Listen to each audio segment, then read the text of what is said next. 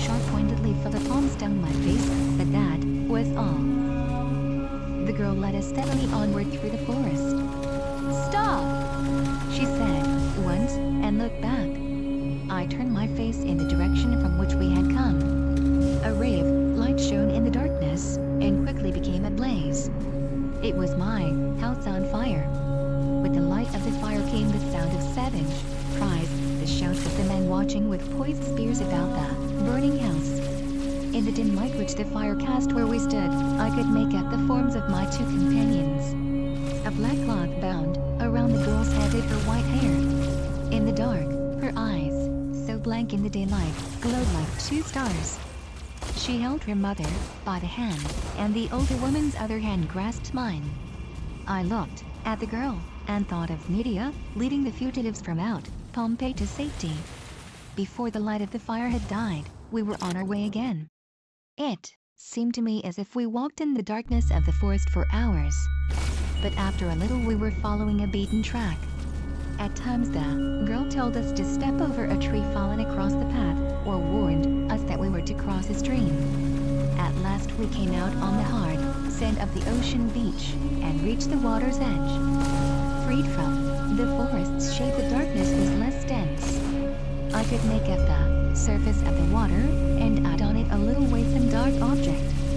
The girl spoke to her mother in their native tongue. "There is a banka," the woman said, pointing out over the water to the boat. "No matter whose it is. Swim out to it, pull up the anchor, and before day comes you can be safe." I tried to thank her. "I am glad we could do it," she said, simply. "I am glad if we could do good." Then they left me and went back up the beach into the darkness. With what measure you mean? The story of the tax collector of Sinai reminds me of an official of that rank whom I once knew, said a fellow naturalist whom I once met at a club in Manila, and with whom I had been exchanging experiences. It was when I was gathering specimens in Negros. They were a bad lot, those collectors, a set of money grabbers of the worst kind, but bad as they were, they had a hard time too. If they did not make their pile out of the poor natives, and go back to Manila or to Spain, rich, in 3 or 4 years, it was pretty likely to be because they had fallen victims to the hate of the natives or to the distrust of the officials at headquarters. When I first went to Negros, and had occasion to go to the tribunal, as the government house was called, I noticed some objects in one of the rooms so odd and so different from anything I had seen anywhere else that I asked their use. I was told that they were used for catching men who had not paid their taxes. Among the various thorn-bearing plants which the swamps of the Philippine Islands produce is one called the vejico, or jungle rope. This is a vine of no great size, but of tremendous strength, which, near the end, divides into several slender but very tough branches. Each of these branches is surrounded by many rings of long, wicked, recurved thorns, as sharp and strong as steel fish hooks, and nearly as difficult to dislodge. The hunter who encounters a thicket of vejico goes around it, or turns back, for it is hopeless to try to go through. While he frees himself from the grasp of one thorn, a dozen more have caught him somewhere else. The objects which I had seen in the tribunal guardroom were made of long bamboo poles, across one end of which 2 short pieces had been fastened. To these cross pieces were bound a great number of the vejico vines, so arranged that the innumerable hooks which they bore could be easily swung about in the air. The gobernador, who was in office at the time, was a man who had no mercy on his people. Negros, with the other islands of the group commonly known as Visayan, forms a province which is under the supervision of a governor who has his headquarters in the island of Cebu, where also the bishop, who is the head of the sea, resides. Negros is near enough to Cebu so that the authority of the government could be maintained better there than it could in the more distant islands. When I was there, the village of Tumaguit, the chief town and seaport of Negros, contained a stone fort, the most imposing, probably of any outside the capital. While the garrison formed of half-breed soldiers who were on duty there, sent down from Cebu with the gobernador, kept the people in a degree of subjection, which in many places would have been impossible. The men whom the governor employed to round up his delinquent subjects were called cuadrilleros. Sunday was the day he devoted to this sport, for such I think he really regarded it. The cuadrilleros would start out in the morning with a list of the men who were wanted. A house would be surrounded, and unless the man had been given some warning of their coming and had fled, he would be driven out. Then, if he tried to escape or refused to come with them, one of the Bejico men catchers was swung with a practiced hand in his direction and, caught in 100 places by its cruel, thorny hooks, he was led to town, the journey in itself being a torture such as the men would think they could endure. The whipping came later. It was not until Pedro fell into trouble that I came to know really the worst of all this. Of course I knew in a way. I had seen the Bejico poles, and the rattans, and the whipping bench, and sometimes, of a Sunday, when I was in the village and could not go away, I had heard cries from the tribunal such as white men do not often hear, such as I hope no one will ever hear again, even from those places. Pedro was my vice servant, a good worker and a likable fellow in every way. He came to me one Sunday morning in great distress. His twin brother had been dragged into the tribunal that morning by the cuadrilleros, and was at that very moment being flogged. Could I not help him? Would I not go to the governor and tell him that Pedro would pay his brother's tribute as soon as he could earn the money? Of course I would. I would gladly do more than that. I would pay the money myself and let Pedro earn it afterwards. The man's last wages, I knew, had gone to pay his old father's taxes and his own. His family lived some little distance inland. We lost no time in getting to the tribunal. Pedro told me on the way, and I think he told me the truth, that his brother's tax was not rightly due then, else he would have been ready with the money. I have always been glad I had Pedro wait outside the door of the government house. His brother was bound upon the whipping bench, his body bare to the waist. A row of stripes which ran diagonally across his bare back from hip to shoulder showed where each blow of the rattan had cut through skin and flesh so that the blood flowed back to mark its course. "Stop!"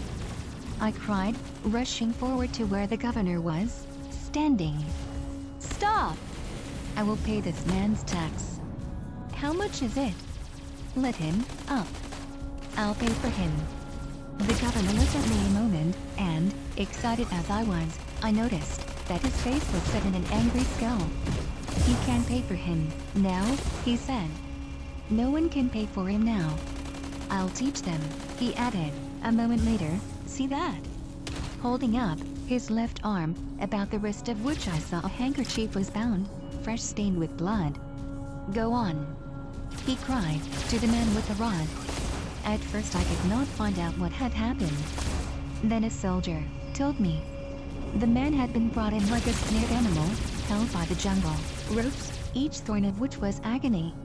When he had cried out that he was unjustly tortured, the governor himself had dragged the clinging hooks from out his flesh, and had called him a name which to the by sign means deathly insult if it be not resented. At which Pedro's brother, snatching a knife which was hidden inside his clothing, struck at the governor and wounded him in the arm, before he could be caught by the soldiers, disarmed, and bound down on the bench. And all the time I had been learning this, the blows of the flogged man had been falling, laid on with an artistic cruelty across the other welts. I could not bear it. At the risk of destroying my chances to be allowed to finish my work in the island, perhaps even at the risk of putting my own life in danger, I tried once more. "Unless you stop," I cried, "I will report you to your government." The gobernadorcillo looked at me a moment, and almost smiled, a smile which showed his teeth at the sides of his mouth. "Please yourself," he said. "But unless you like what I am doing, I would suggest that you step out." The man died that night, in the prison beneath the tribunal. I kept my word, and wrote a full account of the whole affair to the Governor-General at Manila. It was weeks before I received a curt note in reply, saying that the general government made it a rule not to interfere with the local jurisdiction of its subordinates. Pedro never spoke to me of his brother's death but once. There was, in his nature, much of the same grim courage which had enabled his brother to bear the awful pain of that day upon the whipping bench without a cry. "Senor," Pedro said one day, quite suddenly, "I would not have you think me a coward, that I do not avenge my brother's death.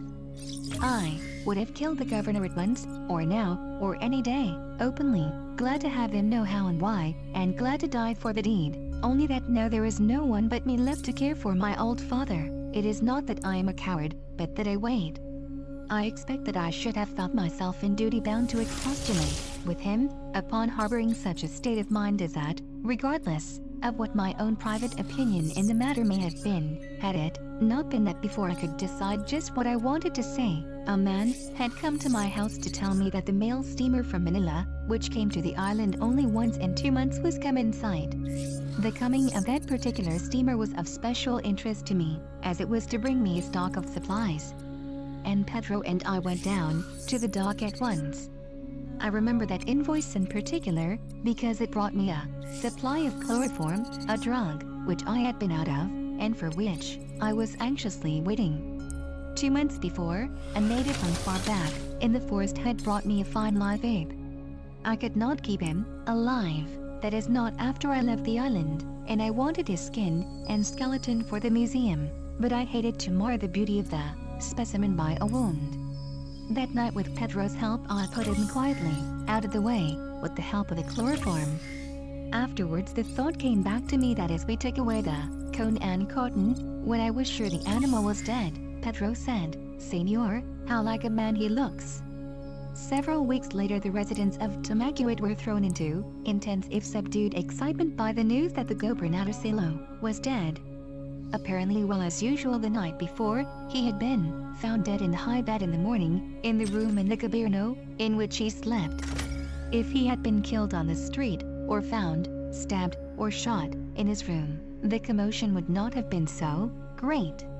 Such things as that had happened in Negros more than once, to other officials. But this man was simply dead. The Tinian Primero, who, as next in authority, took charge of affairs upon the death of his superior, sent a man during the day to ask me if I would come to the tribunal. He was a very decent man, or would have been, I think, under a different executive. Naturally, he was anxious, under the circumstances, as to his own standing with the authorities at Cebu, and he asked for my evidence, if necessary, as that of one of the few foreigners in the place. In company with him, I visited the late governor's room in the Gobierno. It was a large room, like all of those in the palace, as the executive mansion was sometimes called, built upon the ground floor, and having several lattice windows. A soldier was on duty in the room. As we were coming out, this man came to us, and saluting the Tinian, handed him a small tin can, saying, "A servant cleaning the room found this." The Tinian looked at the can curiously, and then, handing it to me, asked me if I knew what it was. "It is a can in which a kind of strong liquor sometimes comes," I said. Then I unscrewed the top. The can was empty, but I showed him that there was still a strong and pungent odor which lingered in it. The explanation satisfied him. The late governor had been known to be a man who had more than a passing liking for strong liquors. I did not feel called upon to explain that the can was a chloroform can, and that no one in the place but myself had any like it. When I went home, though, and counted my stock, I found, as I had expected, that it was 1 can short, and that the cone and cotton which I had used for giving the drug had been replaced by one freshly made. I did not think it necessary either to impart the result of my investigations to the authorities, or to suggest to them any suspicions which might have been roused in my own mind. Even if there had not been very decided personal reasons why I would better not, unless I was obliged to. I had in mind that letter of a few months before, when these same authorities had informed me of their policy of non-interference in local affairs. Moreover, I could not but remember what I had seen that day, when the man now dead had said to me, "I'll teach them." If his teaching had been effectual, had I any reason to criticize? Told at the club. Speaking of anting, said a man at the clubhouse on the bank of the Pasig River in Manila. One evening, I have had an experience in that line myself which was rather striking. An American officer at the club that evening had just been telling us about a native prisoner captured by his command sometime before in one of the smaller islands, who, when searched, had been found to be wearing next to an assorted undershirt on which was roughly painted a crude map of certain of the islands of the archipelago. This shirt, it seemed, the officer went on to explain, the man regarded as a powerful anting which would be able to protect him from injury in any of the islands represented on it. That he had been taken alive instead of having been killed in the fight in which he was captured, the man firmly believed to be due to the fact that he was wearing the shirt at the time. A native servant in the employ of one of the officers of the company had explained later that such an anting as this was highly prized, and that it increased in value with its age. Only certain wise men had the right to add a new island to the number of those painted on the garment, and before this could be done the wearer of the shirt must have performed some great deed of valor in that particular island. The magic garment was worn only in time of war, or when danger was known to threaten, and was bequeathed from father to son, or, sometimes, changed ownership in a less peaceful way. What was the experience which you have referred to? I finally asked the man who had spoken, when he did not seem inclined to go on of his own accord. The man hesitated a moment before he replied to my question, and something in his manner then, or perhaps when he did speak, made me feel as if he was sorry that he had spoken at all. It is a story I do not like to tell, he said, and then added hastily, a little later, as if in explanation, I mean I do not like to tell it because I cannot help feeling, when I do tell it, that people do not believe me to be telling the truth. Some years ago, he continued, I went down to the island of Mindoro to hunt Timarau, one of the few large wild animals of the islands, a queer beast, halfway between a wild hog and a buffalo. I hired as a guide and tracker, a wiry old Mangan native who seemed to have an instinct for finding a Timarau trail and following it, where my less skillful eyes could see nothing but undisturbed forest, and who also seemed to have absolutely no fear, a thing which was even more remarkable than the skill, since the natives as a general thing are notably timid about getting in the way of an angry Timarau. As a matter of fact, I did not blame them so very much for this, after I had had one experience myself in trying to dodge the wild charge of one of these animals infuriated by a bullet which I had sent into his body. Perico, though that was the old man's name, never seemed to have the least fear. I was surprised, then, one morning when the weather and forest were both in prime condition for a hunt, to have my guide Oh man, I had my flatly microphone refused off to the leave whole again. time. That's crazy. Nothing which I could say or do had the Mike, least influence what's upon up? him. I reasoned, and threatened, and coaxed, And and the Lord swore, said, "Let but there all be to no Mike." effect. When that I was asked Mike. him why he would not go, Mike, what's what up? was the matter? Was he ill? I had my He microphone did turned not off. seem to be inclined to answer at first, except to say that he was not ill. But finally, later in the day, he explained to me that he had had a warning that it would not be safe Oh, for no. him to go hunting that day. That his life would be in danger if he did go. Perico had been about the islands much more than most of the men of his tribe. He had even been to Manila once or twice, and so not only knew much more about the world than most Mangans did, but been had to also Manila, picked up man. enough He's a of the man of the Spanish world. language so that he could speak it fairly well. In this way he was Came all able the to way tell from me, suburb. finally, how the warning had come Smart. to him, and why he put so much confidence in it. He also told me this was why he had been so brave about the hunting before. Bombay He knew Thunder. that he was not in any danger so long as he Versus was not the Chief. forewarned. When he had been warned, he avoided the Thank you, danger Chief. by staying quietly in camp or in some place of safety. Even after he had told me as much as this, Perico would not explain to me just how the warning had come until, at last, he said that the Bombay stone had told Thunder. him. The stone, he said, was a wonderful anting which had been in his family for many years. His father had given it to him, and his grandfather had given it to his father. Once, many Many years before, there had been Oh, an you are ancestor of known. his who had been famous through all the spiritual. tribe for his goodness and wisdom. This man, when very old, had one day taken shelter under a tree from a furious storm. While he was there, fire from the sky had come down upon the tree, and when the storm was over, the man was found dead. Grasped tightly in one of the dead man's hands was found a small flat stone, smooth cut and polished, which no one of his family had ever seen him have before. Naturally, the stone was looked upon as a precious anting sent down from the sky, and was religiously watched until its mysterious properties were understood, and it was learned that it had the power to forewarn its owner against impending evil. When danger threatened its owner, Pariko said, the stone glowed at night with a strange light which he believed was due to its celestial origin. At all other times it was a plain dull stone. The night before, for the first time in months, the stone had flashed forth its strange light.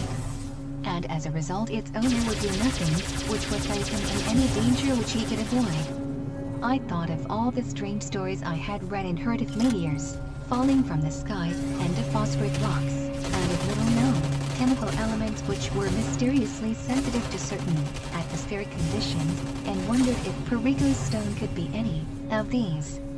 All my requests to be allowed to see the wonderful stone, however, proved fruitless. Pariko was obdurate. There was a tradition that it must not be looked at by daylight, he said, don't you come and over that here? the eyes of no one but its owner should gaze upon it.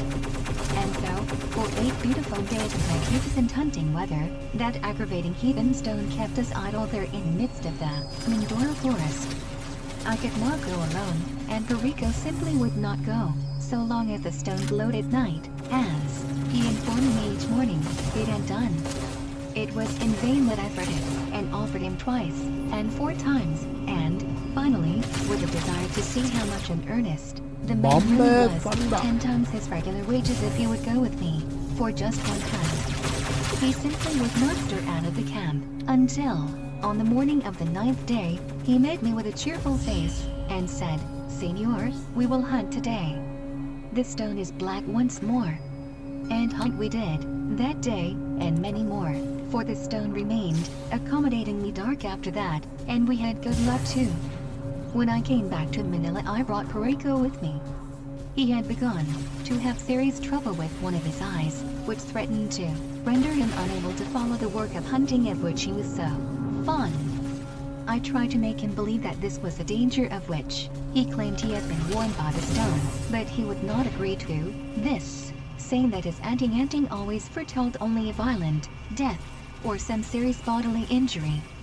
In Manila, I had him see that Jose Rizal, who afterwards became so prominent in the political troubles of the islands, and who had such a tragic later history. Senor Rizal, who had studied in Europe, was a skillful oculist, and an operation which he performed on Pariko's eye was entirely successful. I kept the old man with me until he was fully recovered, and then sent him back to his native island. Before he went, he thanked me over and over again for what I had done, and kept telling me that sometime he would pay me for it all. I laughed at him, at first, Ouch. not thinking what he meant, until, just before he was to go to the boat, he clasped my hand in both his, and said, "Senor, I have no children to leave the anting as my family did. When I die, it shall be yours." I would have laughed again, then, had it not been that the poor old fellow was so much in earnest that it would have been cruel. As it was, I thanked him, and told him I hoped he would live many years to be the guardian of the stone, and to be guarded by it himself. After Pariko had gone, I forgot all about him. Imagine my surprise, then, when a little more than a year afterward, I received a small packet from a man whom I knew in Caloocan, the seaport of Mindoro, and a letter telling me that my old guide was dead, and that during the illness which had preceded his death he had arranged to have the packet which came with the letter sent to me. The package and letter reached me one morning. Of course I knew what Pariko had sent me, and, foolish as it may seem, a bit of tenderness for the old man's genuine faith in his talisman made me mindful of his admonition that the stone must not be exposed to the light of day, restrained my curiosity to open the package until I was in my rooms that night. What I found, when at last I held the mysterious charm in my hands, was a smooth, dark, flint-like disc, about 1.5 inches in diameter, and perhaps half an inch in thickness. Whatever the stone might have done for its former owners, or might do for me at some other time, it certainly had no errand to perform that night.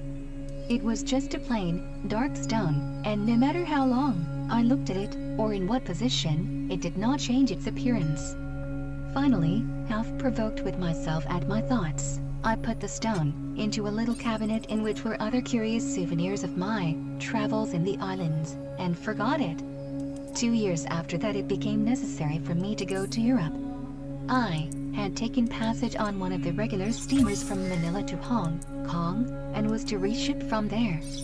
As I expected to return in a few months, I did not give up my lodgings, but before I started I packed away much of my stuff for safekeeping. As I was busy at the office during the day, I did the most of this packing in the evenings. In the course of this work I came to the little cabinet of which I have spoken, and threw it open in order to stuff it with cotton, so that the contents would not rattle about when moved. The man who was telling the story stopped at this point so long that we who sat there in the smoking room of the club listening to him were afraid he was not going to continue.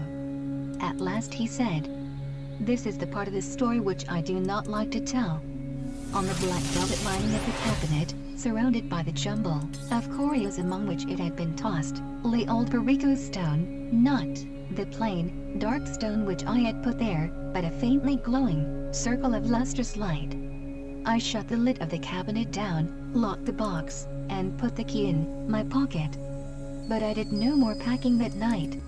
I came down here to the club and stayed as long as I could get anybody to stay with me, and talked of everything under the sun except the one thing which I was all the time thinking about. The next day I told myself I was a fool, and crazy into the bargain, and that my eyes had deceived me. And then, in spite of all this, when I went home at night I could hardly wait for dusk to come that I might open the cabinet. The stone lay on the velvet, just as the night before, as if it were a thing on fire.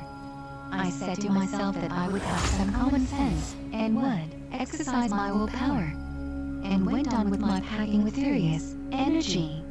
But I did not put the cabinet where I could not get at it.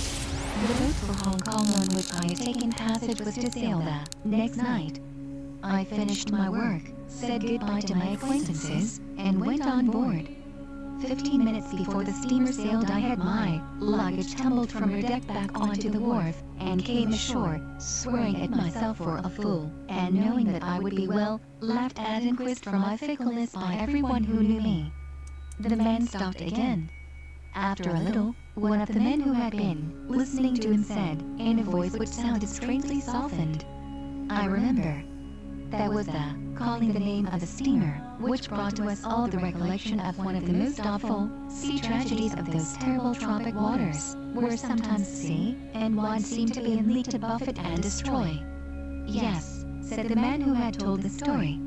"No person who sailed on board of her that night was ever seen again, and only bits of wreckage on one of the northern reefs gave any hint of her fate." Pearls of Sulu. Now and then people comment upon the odd style of a charm which I wear upon my watch chain. The charm is a plain, gold sphere, and is, I acknowledge, a trifle too large to be in good taste. If those who ask me about the charm are people whom I care to trust, I sometimes open the globe. It has a secret spring, and show them, hidden away inside, a single pearl, so large and perfect that no one who has ever seen it has failed to marvel at its beauty. If they ask me why I wear so regal a gem, and where I got it, I tell them that I am not quite sure that the jewel is mine, and that if I ever find the person who seems to have a better right to it than I shall give it up. Meanwhile I like to wear the locket where I can sometimes look at the pearl, since it is a reminder of what I think was the strangest adventure I ever had in the Philippine Islands. And I had many queer experiences there during the years I have journeyed up and down the archipelago in one capacity and another. One summer when I was collecting specimens for a great European museum, I was living on the southeastern shore of the island of Palawan. Or, rather I was living above or beside the shore of the island. I don't know which word would best describe the location of my house, which, however, one could hardly say was on the island.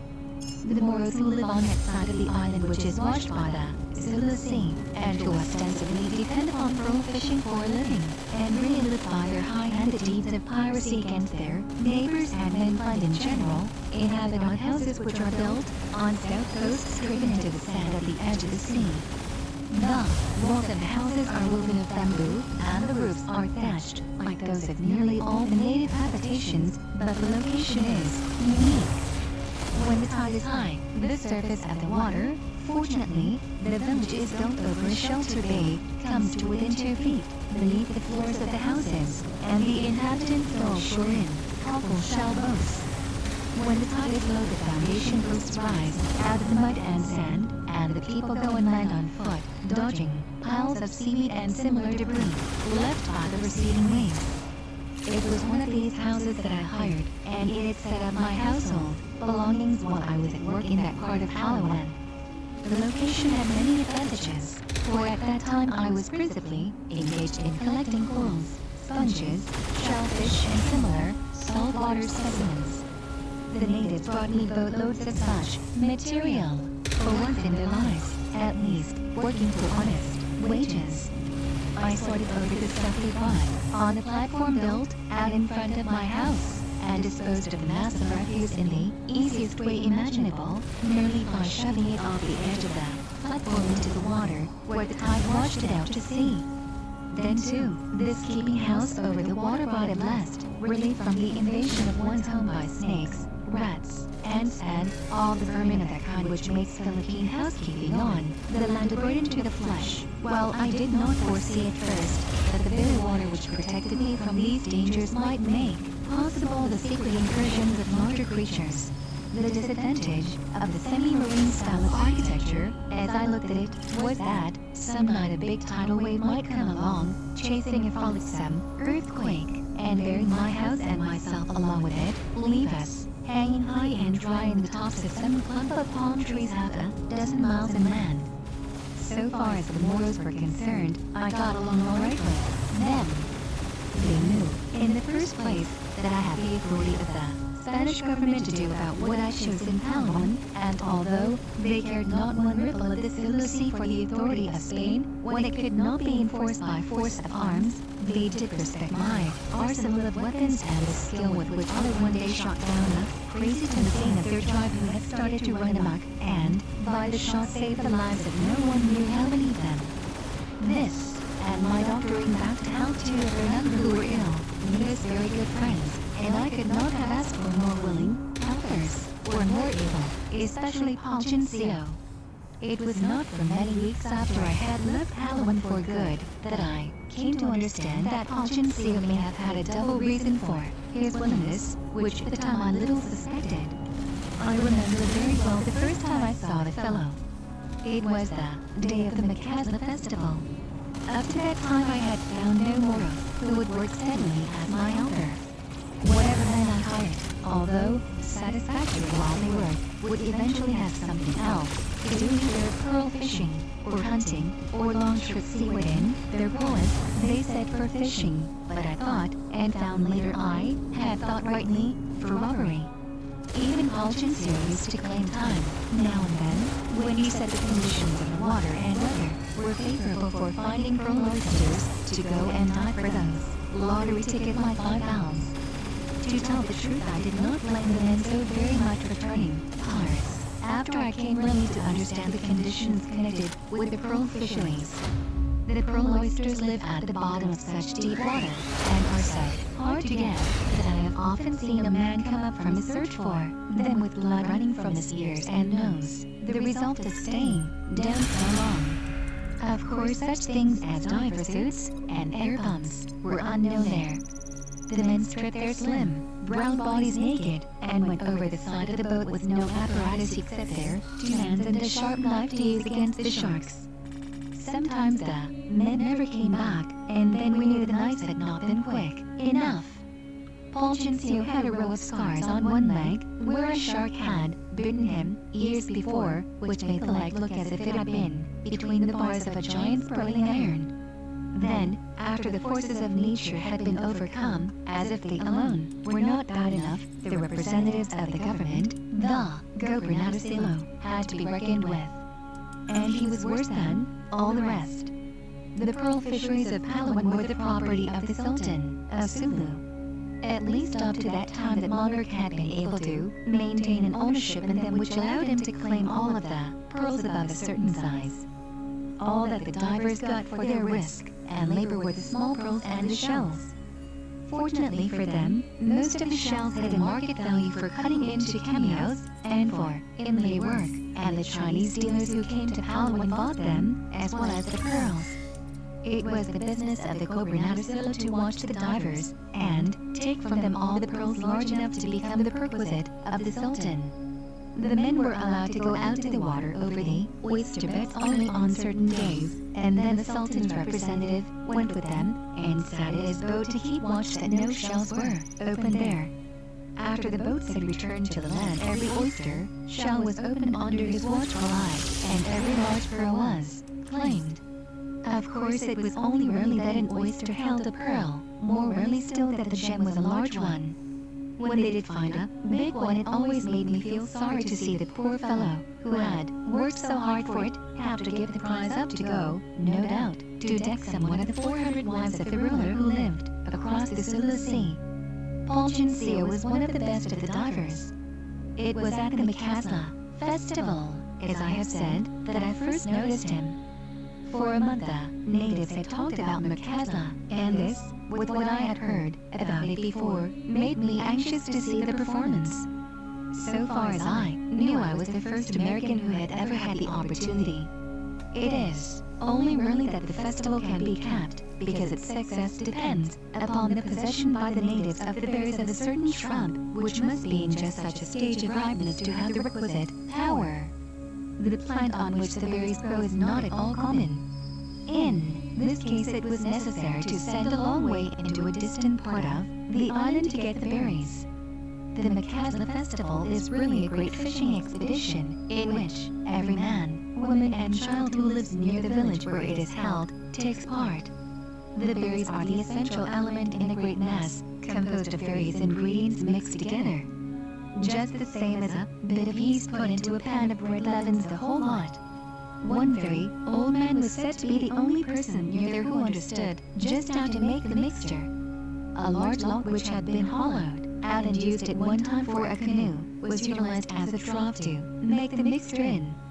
The mess was mixed up in the afternoon and left to ferment overnight. When he had it ready, the old man covered the canoe with banana leaves and forbade anyone to go near it until the next morning. I saw several different kinds of vegetable substances crushed up to be put into the canoe, besides the berries. And at last a quantity of wood ashes were added. The next morning everyone was out early, as it was necessary to begin operations when the tide was at its very lowest point. Everyone about the village was on hand, each person bringing a loosely woven wicker basket, into which was put a small quantity of the mixture from the old log canoe. When all had been provided with this, they walked out, as far as they could go, to where the tide was just turning. Then, waiting until the incoming water had passed them on its way inland, the natives, formed in a long line parallel with the shore, dropped their baskets into the water and shook them to and fro until all of the Macasla had been washed out through the loose wicker work. In about 10 minutes the effect of the mixture began to be seen. The smaller fish were affected first, and began to come to the top of the water, as if for air. Very soon they were followed by the larger ones, and soon the water seemed filled with them. They would come to the top of the water, turn on one side, float about a little as if intoxicated, and then sink helplessly to the bottom, where, the water being nowhere very deep, it was easy to see them and capture them. The natives secured basket after basket full, getting some so large that they could not carry them in their baskets. These they would disable with a machete and then tow ashore. The fish did not eat the Macasla. It seemed simply to have impregnated the water, making a solution too powerful for them to withstand. They were not killed by its effects, but acted as if they were drunk. those which the natives did not capture soon recovered and swam away as briskly as ever. Before they were able to do this though, the natives had secured more than enough food to last them as long as it would remain eatable. Of course, I found the miscellaneous harvest of sea animals which the McCaslin brought in most interesting, and secured a good many valuable specimens. Inasmuch as I had contributed very materially to the feast, which was to take place that night, and which lasted all night long, the people let me wade about among the strangely helpless creatures, and have a first pick of such as I wanted. I had noticed Fulgencio running about as one of the strongest and most agile of all the men in the water, and when he came near me once, when my basket was heavy, I offered to hire him to help me, although I had little idea that anyone would work for wages at such a time. Quite to my surprise he seemed willing, and joined me in what I was doing. I learned afterwards that having no family to provide for, he was not so much in need of profiting by the fish harvest as most of the men were. He had worked in the water all his life, and knew more about the habits of some of the creatures we caught than I did. When we came to go to my house, and he saw the specimens I had preserved there, he seemed to take a more intelligent interest in them than any other man I had ever had, and I was glad to be able to hire him to work for me all the time, barring the few days he reserved for pearl fishing. The season which followed proved to be an unusually successful one for the divers. The crop of oysters was large, and many pearls were found. The gems which were to go to the Sultan were superb, and there would be enough of them to make a truly royal necklace. One night about 6 months after the McCaslin festival, I woke suddenly from a sound sleep with that strange feeling which sometimes comes to one at night, that I was not alone. While I lay listening and peering into the darkness of the room in which I slept, I heard a soft splash in the water beneath me, such as a big fish might have made if he had come to the surface, and diving back had struck the water with his tail. It had been high tide soon after midnight, and the water was not more than 3 or 4 feet beneath me. I listened a long time, but could hear nothing more, and finally went to sleep again, deciding that the splash I had heard had been made by a shark, and that some noise which she had made before that had been what had roused me. Any further thought of my disturbance which I might have had was driven from my mind in the morning, when I came out and found the community in a state of violent commotion. The Gobierno, the house in which the Gobernador lived, had been robbed in the night, and a bag containing about half the Sultan's pearls was gone. The government official, along with several other residents, lived on shore. The houses which, like mine, were built over the water, were generally inhabited by the divers and their families.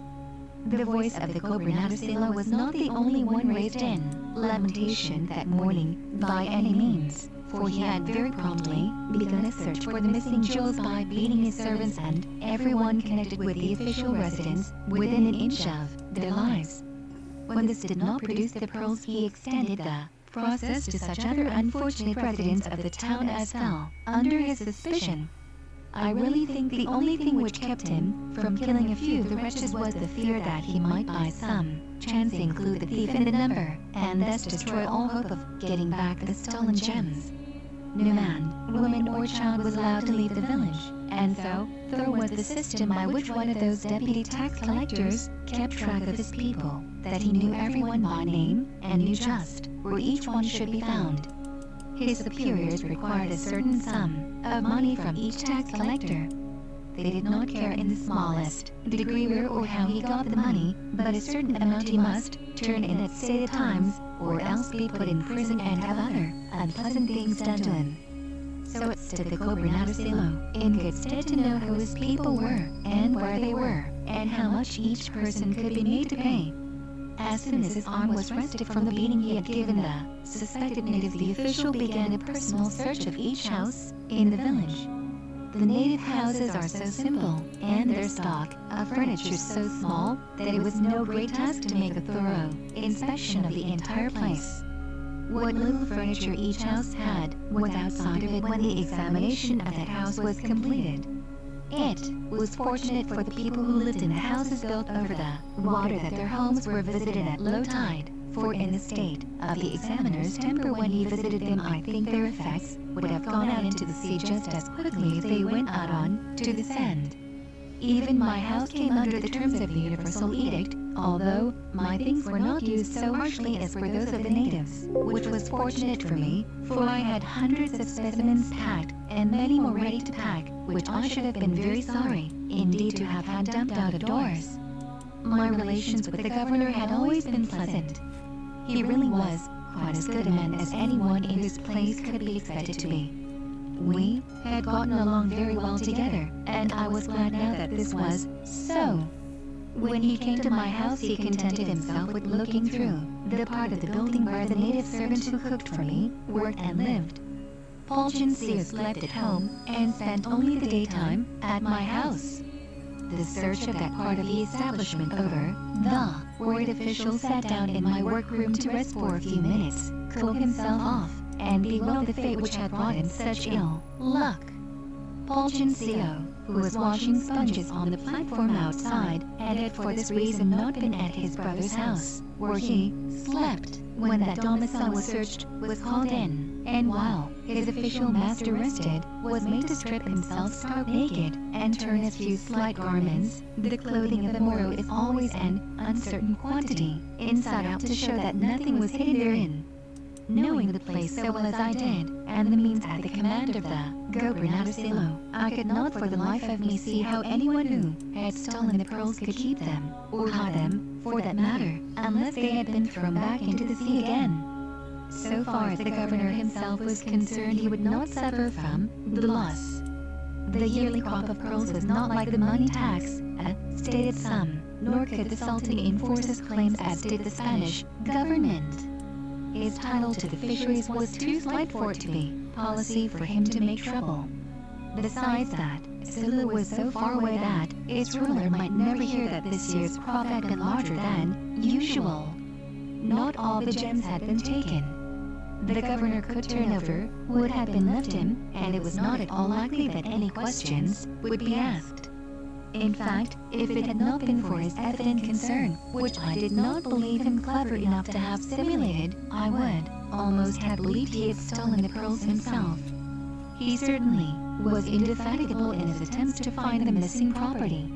Not a native left the village for any purpose that his clothing and his boat, if he was going out upon the water, were not inspected. My own stay in Palawan was nearly ended at the time, and it was not long after that before I had completed my collections, packed my specimens, and was ready to go. Fulgencio had agreed to go with me as far as Manila to handle my freight and baggage, and to help me thereabout repacking and shipping my specimens. On my going to Europe, he was to return to Palawan. When I was ready to go, and had my luggage in shape to be sent on board the sailboat which was to take me to a port visited by the monthly steamer to Manila, I wondered if the Gobernador would let me go. He proved very obliging, however, shook hands, and hoped I would have a pleasant voyage. Fulgencio, though, had to submit to the usual ordeal of having his clothing searched. Luggage he had none, so he was not troubled in that respect. You still there? I had planned to stop in Hong Kong a month on my way to Europe. On the morning of the day that I was to leave there, I was surprised to receive a package by one of the local English expresses of the city, and more surprised to find that the package This is the contained a thing, small box of Jewish people, we specimens have a which had thing been about missing when I never had make an repacked my oath. property at Never Manila. swear. The specimens in this box were particularly choice ones, and Because when their that loss fragment had been as gun came annoying as out, it had been unaccountable. and all the bots had a The fragment pleasure gun. which I felt got in getting killed them so many back, times by though, fragment gun. was nothing compared to And my I amazement swore when I found along with the package never a buy letter, small one containing a letter from Fulgencio. The letter, if I had Now chosen to you're put it making me among my regret it, man. specimens, Yeah. would have ranked, I am sure, among the greatest curiosities of the whole collection. Fulgencio was not a scholar. His accomplishments lay in the line of diving and swimming, in gathering pearls, and such things as that. He never would have appreciate you. wasted his time in struggling with pen and paper Now, if the nature of the correspondence had not been such that he could not safely entrust it to anyone This else, should be. and the full comprehension of the remarkable document, written in the mingled native See, and this is Spanish wrong. languages, with which he had favored me, was not vouchsafed to me at the first reading, or the second. Translated, and made as nearly coherent as possible, it ran about, like this. That. I stole the pearls. I only took half, so not too much. Scrimmage, fuss, row, trouble. The native word he used meant no one of these, exactly, and yet included them all, would be made. I was tired of working so hard, and the sharks, and not getting anything for it but shells. I made up my mind I would do it soon after I went to work for you. I went diving after that only that I be not suspected. I knew all of us native people would be searched, but I thought he would pass you by. So that night, after I had got the pearls, I swam out to your house, climbed up through the floor, and hid the bag in a place where I would know. Then, one day, when I packed a fine big shell, I hid the bag in it and marked the box. When we got to Manila, I stole the box. I sorrow to make you this bad time, but have no other way. I take good care of box, though, after I take pearls out, too, bring it here with me, and now I send it back. I sell all the pearls, here but one, to China merchant, for money enough to make me always a rich man. I don't think I go back to Palawan. One pearl I save back, and send you with this letter, to remember by Fulgencio. That was what was in the package with the letter. The pearl he had saved. This one which I wear. As I said in the first place, I am ready to give it up when I can find a man who has a better claim to it than I have. My right of ownership in the gem is not, I confess, very substantial. But whose is it? It was not the Gobernadorcelo's, for he was only an agent. And, besides that, he left Palawan not long after I did, as I have found out by inquiry, and I cannot learn where he now is. The Sultan of Sulu who reigned then is dead, and if the gem belonged to him, it did not belong to his successor. For the friends of the first ruler declared that the man who gained the throne after him was a false claimant. Should I send it to the dead man's heirs? He had no son, and one can hardly divide one pearl among 400 widows. Only Fulgencio was left, and his claim, even if I could find him, I fear would be counted hardly legal. Quite likely he would not take it back, even if I found him. And sometimes, when I reflect upon what would probably have happened to me if the bag of stolen pearls had been found by any chance in my house, I am not sure that I should feel like offering the gem to him. A great American novel of the Civil War. The Grapes of Wrath. A Tale of North and South. By Mary Harriet Norris, author of The Grey House of the Quarries, etc. 12 mo. Decorative, with 6 full-page illustrations by H. T. Carpenter. $1.50. A really great American novel of the Civil War, which will appeal with equal force today to the Southern as well as to the Northern reader. The title is, of course, suggested by Mrs. Housine. He is trampling out the vintage where the grapes of wrath are stored. This story is developed from the fortunes, amid the vicissitudes of war, of an old New Jersey family, one son of which had settled in Virginia, becoming a general in Lee's army. There is little fighting and no cheap heroics in the book, but it gives a clearer picture and a more intimate and impressive understanding of what the great struggle really meant to Unionist and to Confederate alike than many a military history. A Romance of the Iowa Wheat Fields. The Road to Richer Buys. By Frank Burlingame Harris. 12 mo. Cloth. Decorative. $1.50. A simple but powerful story of farm life in the Great West, which cannot fail to make a lasting impression on every reader. In this book, Mr. Harris has done for the wheat fields what Mr. Westcott has done for rural New York and Mr. Buckler for the North Country. It is in no way imitative of David Harum or Eben Holden. And, unlike each of these books, it is not in the portrayal of a single quaint character that its power consists. Mr. Harris has taken for his story a typical Iowa farmer's family and their neighbors. And, Although every one of the characters is realistically portrayed, the sense of proportion is never lost sight of, and the result is a picture of real life, artistic in the highest sense, as being true to nature. It is a wholesome story, full of the real heroism of homely life, a book to make the reader better by strengthening his belief in the truth of self-sacrifice and the survival of sturdy American character. A remarkable study of social life in America. Differences, by Hervey White. 12 Mo, cloth, decorative, 320 pages. $1.50. It is treating the poor as a class and employing any method of handling them that I object to. Why can't they be treated as individuals, the same as other people?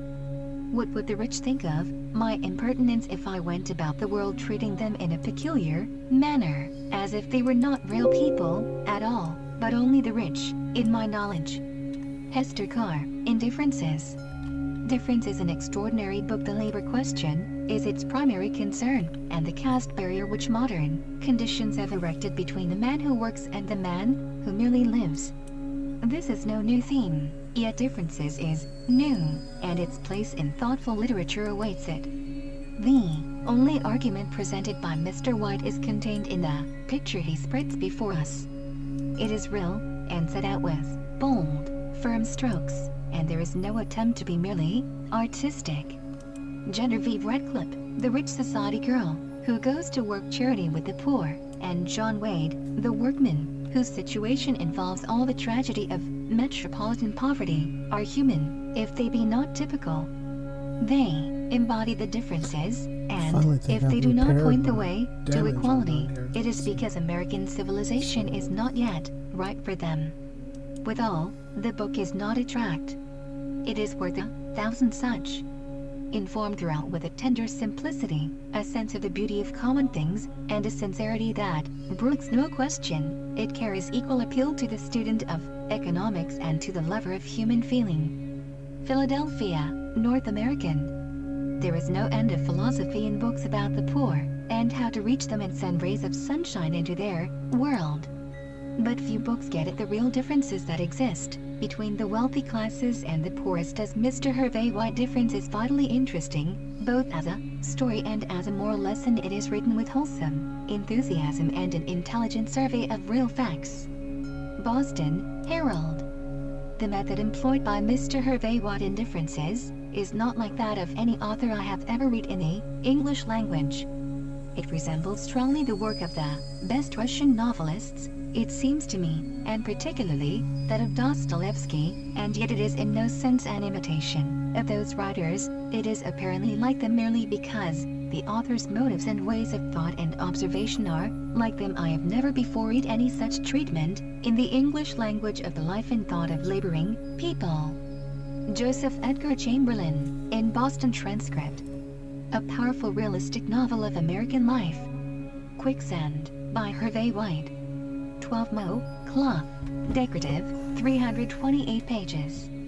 $1.50. Quicksand is a strong argument against a certain condition which the author believes exists too generally in American society, and is, in effect, an appeal for the freedom of the individual and family life.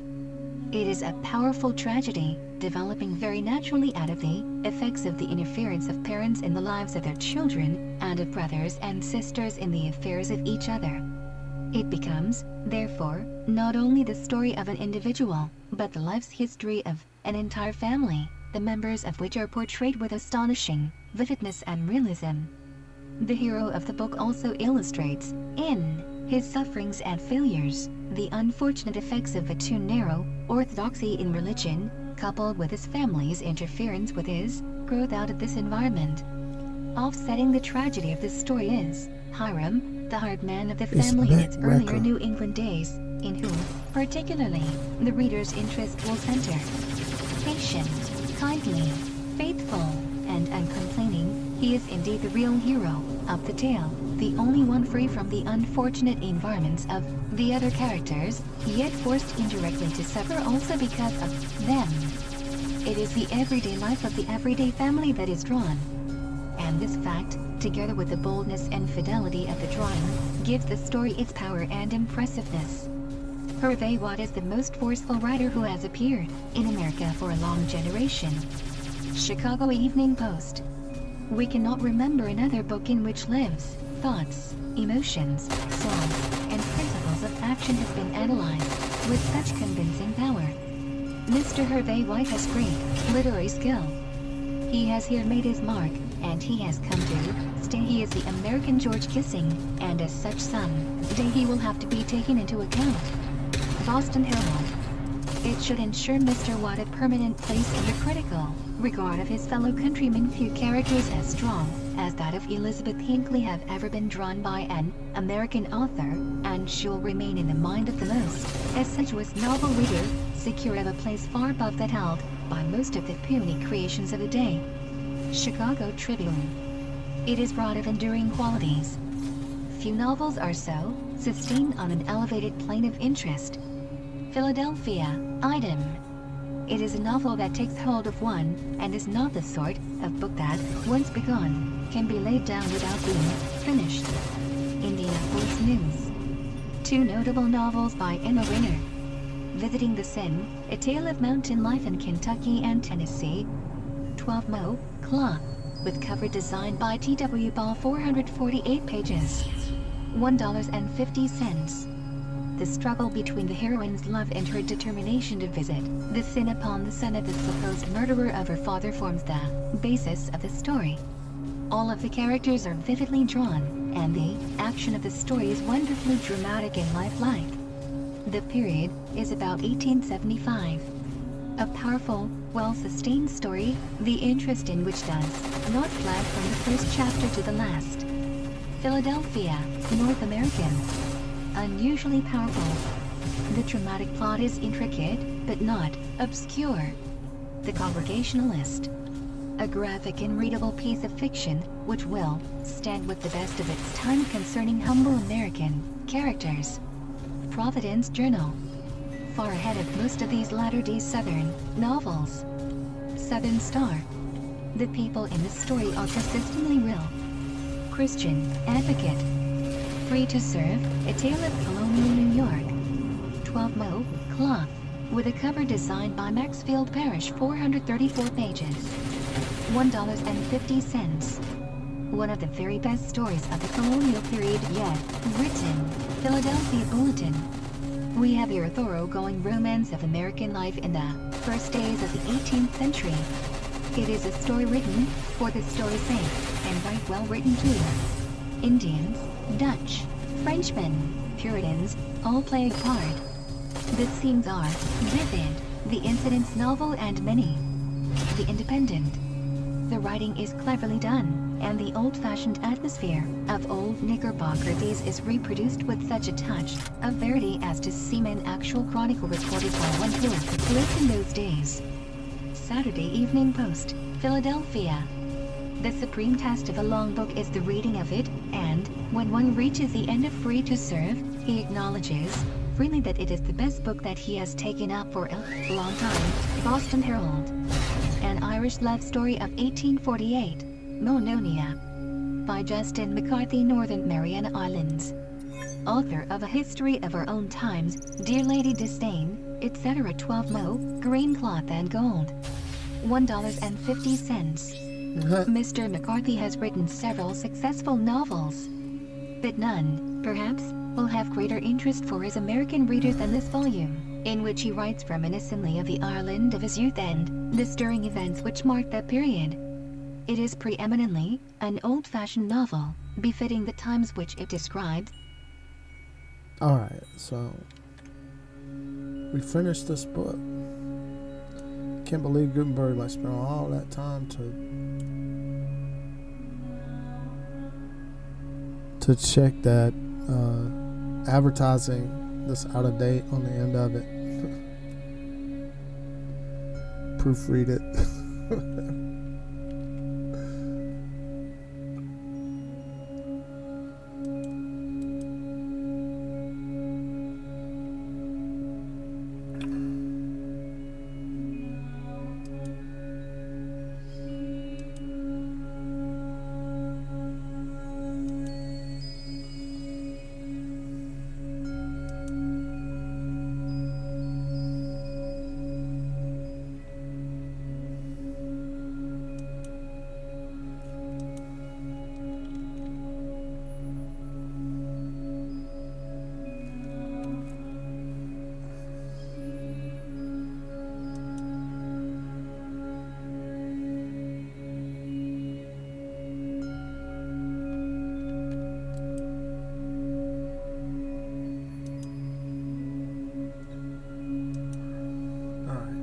should do.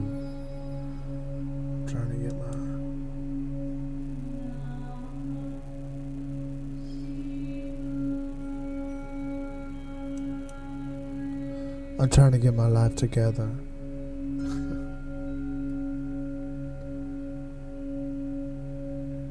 And get another book loaded in. Let's see, what am I doing in the way of time? I'm only been here for, so theoretically I could have 3 hours of study.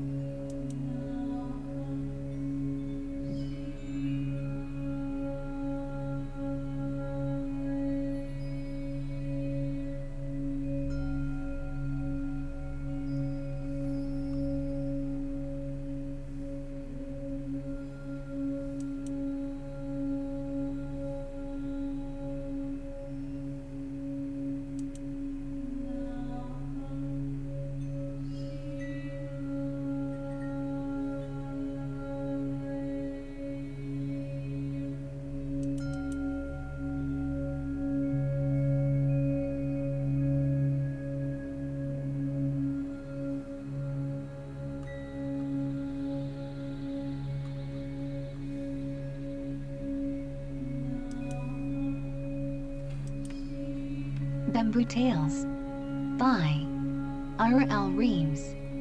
First Lyut, 4th Infantry, author of 24 Hours on a Mountain, Looking Forward, and other short stories.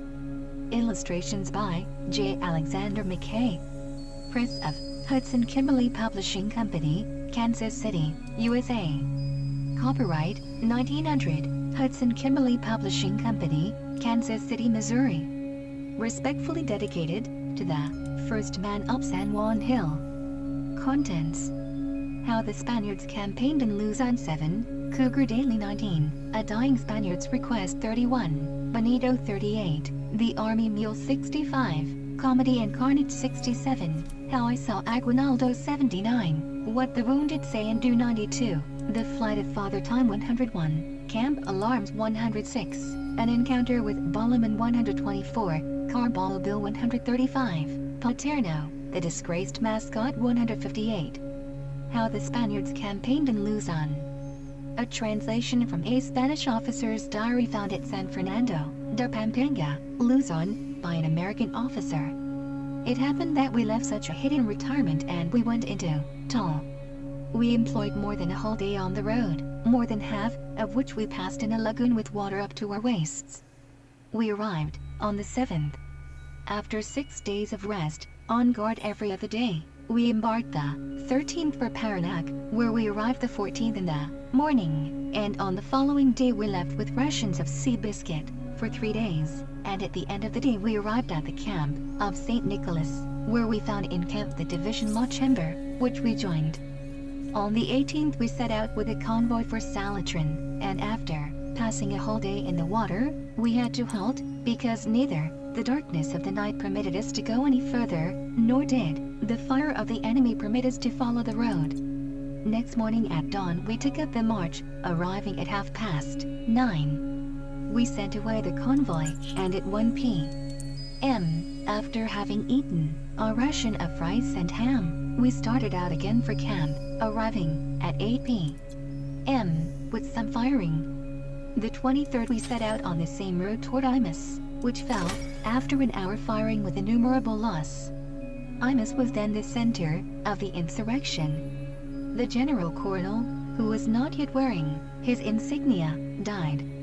On the following day we came upon the second trench of the town, above mentioned, and there entered it with guns at rest, as we had promised the most excellent La Chamber. In this last capture the division lost about 40, the greater part of them officers.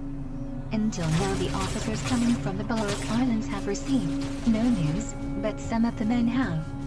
It is March 25th, and we have been told that the review of the commissary is to be passed in Nobleta, which is in the position of the enemy. On the 31st of the month we left Kimas, going toward Nobleta, and without following any route we found ourselves at nightfall, on the road which goes from Nobleta to San Francisco de Malabon, which is also in the power of the Terracines. During the day there was some firing, and finally we found a trench, which we captured with the loss of one man. The unfortunate man was the captain from Majorca, who died from a ball which exploded, entering through his left eye and exploding in the middle of his head, so that he died instantly. I could not look at the corpse. We slept, as I have said, in the middle of the road, and on the following day, this is my daughter, April 1st, we fell like a plague on Nobleta, into which only one company entered with their arms in their hands, since all the rest of the column carried them at rest in fulfillment of the promise cited. During the firing we had the protection of artillery, and we our Russian without breaking ranks. The entrance you need to something, Nobleta sweetie? did not cost more than You got your breakfast yet? Europeans, but more than 30 Has mommy got you something to eat? Are you hungry? Was attacked 3 days after it had been taken without other result killed. than leaving upon the field a number of the mutilated bodies of the natives, She's which were asleep. buried by our valiant men with respect, not for Oh, what she's they had been before peeing. then, but for what they represented. Oh, you're looking at her. On the day after taking Nobleta, the important town of Cavite was taken, which was bombarded by our Marines till they Don't saw look the at people division when they're peeing. coming, Close the which door. had all our men except 4 companies, which remained defending Nobleta. The column returned the next day from Cavite and then set out for That's New good for Cavite, you. where we took rations Look, we got for 4 days of overtime. biscuit It's and neck and wine, neck. setting out the same See day up at for the top, Nobleta, 25 and seconds on the left. 6th division started to attack San Francisco Oh, no. de Malabon, You must fire. last point of Oh, Cavite, Smokey and province Bear, in goodbye. which there was an insurrection. This point guy's was name well is period, fortified, period. and this is what was the death of them. Oh, and he just did an In an EMP hour and or he's not in 70 range. minutes, the enemy Sorry. was dislodged, leaving more Oh, than and he's 1,500 mad. bodies behind the He's trenches. There was one corpse whose head fell more than 200 feet from its body, Oh, carried no. off by a ball of We artillery. lost the round. This picture was terrible to look at. We could not look in any direction without seeing a mass It's of El bodies, Papa Tuyo. some in El pieces Papa and others Tuyo. burning up as if they had been a mass of straw. We lodged that afternoon, Can and I in win? houses I which don't know. remained standing, and on the following day set out for the Oh, suburb no, of it's the San Juan, fearsome which El had been Papa abandoned when Tuyo. they saw that San Francisco was falling into the power of the chasseurs. On leaving San Oh, Francisco, get your we were behind able to from salute behind. the flag regiment, Oh, number got it. 70, composed of natives, whose El flag was Papa. now adorned with El the Papa Tuyo. seventh stripe of El San Papa. Fernando. El Papa In the Tuyo. same town we Oh, no, found no, the no, no, no, prisoner no, of no, the no, enemy no. and wife Oh. of the man who had been captain killed of the me. Guardia Civil, who had died there when the insurrection of San Fernando Touche. broke out. That's all I gotta We say. set out, as I have said, Let me for the go over suburb here of San with this. Juan, Here I which got my was missile rack. abandoned, Watch and this. in the same state I'm was gonna that of go Rosario. right over here. Between these, two Nobody places can could see stop the me. ruins of I'm what had closing been in the on him. dwelling Look, he's of backing the up. He's Agustinos, trying to get away. who also died at the breaking out of the rebellion. We reached Nobleta at nightfall, Oh. and after 2 days' rest, set out They on killed the me. march toward Eunice, or Oh, Eunice, you're passing mad? Crusade Boat and Bakur, which important points had been taken the day after the entrance to Eunice. After taking El a Papa portrait Tuyo. from El Malay Papa Island, Tuyo. since at El this Papa time Tuyo. I was El Papa recovering Tuyo. from El illness. Papa Tuyo. We reached, as I have said, Eunice, They're killing us. Crusade Boat and Bakur on the afternoon of the 8th, and we were there till the 13th of the same month of April, without having in all this time any This is religious stupid. ceremony. He's got a except on dang Palm helix Sunday, when we had a mass said Or no, by it's an a Javelin Agostina, Rex 6. one of those Ouch. who had come from Manila to take charge of the We're- convent, etc. It'll be a The miracle if we division win law chamber this. and the brigades 9 which to had been 13. formed returned to Nobleta by means of the steam of the locomotive, which was at the same time used to move the wheels to press the green cane in order to transport it from the plantation to the factory, refinery. Being again incorporated in the I lost. company, we were ordered to cover El the Papa line of Tuyo. security established in the quarter of Pica.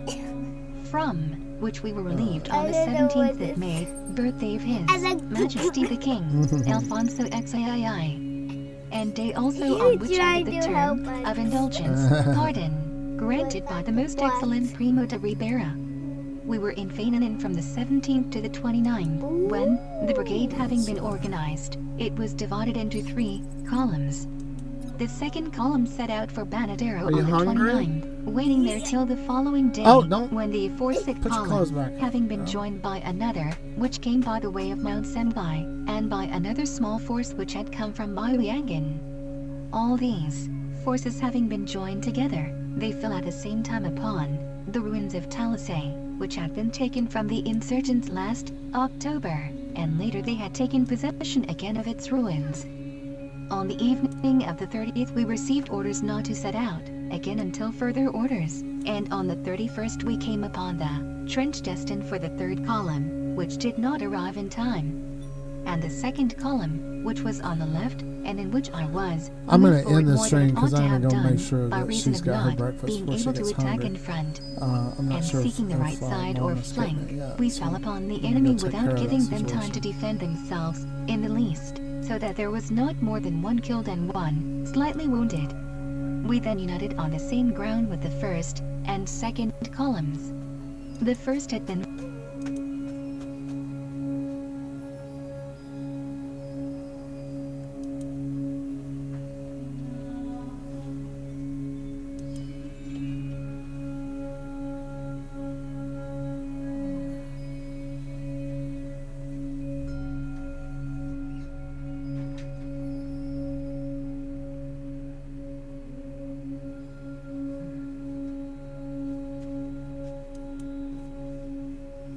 I got more computers than you. Yeah, you do.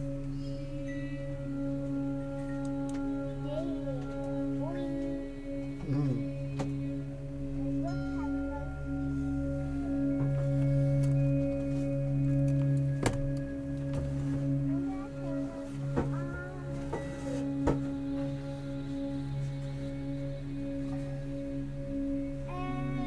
Wow, you have a special room back here?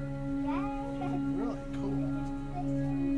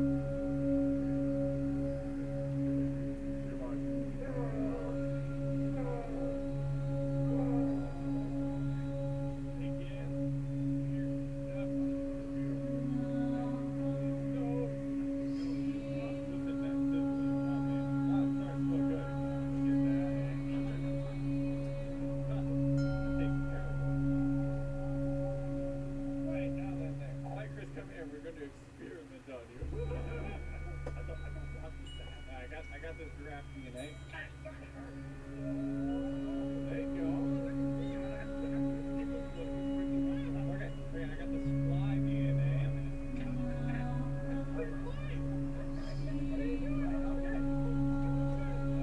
What's this next animal?